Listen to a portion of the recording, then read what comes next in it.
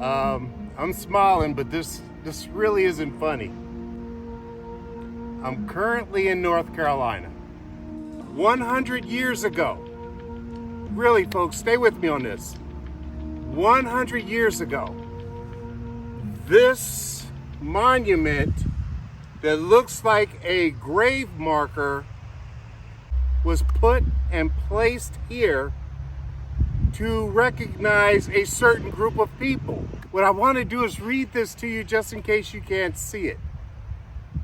This says, in memory of the faithful slaves, many of whom were members of Howfields Presbyterian Church and are buried in this cemetery.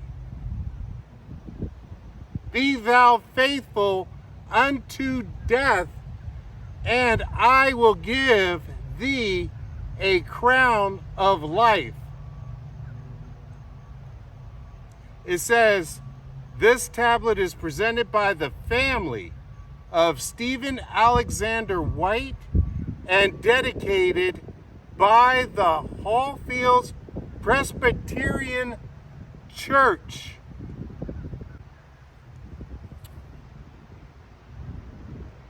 I mean, anybody can say to themselves, well, that was nice, or that's giving thanks to a group of people, but our enslaved never volunteered to be enslaved. One, our ancestors weren't trying to be faithful, they were trying to survive during slavery. And many of them didn't.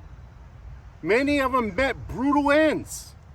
What I want to say to you is our African American ancestors suffered. I just find this marker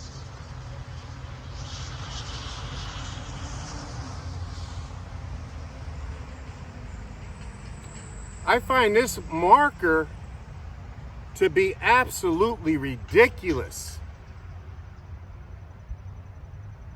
Africans that were enslaved here in the United States, and if you are a descendant and you're an African American, whether part or in full,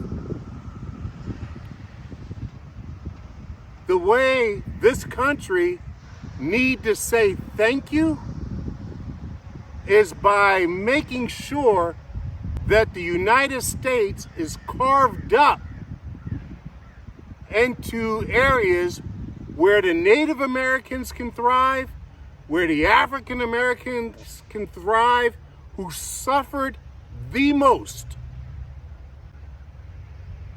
over the last 400 years. The key word here is reparations. It is owed, and it must happen. It doesn't have to come in the form of cash to people. Start carving up this country.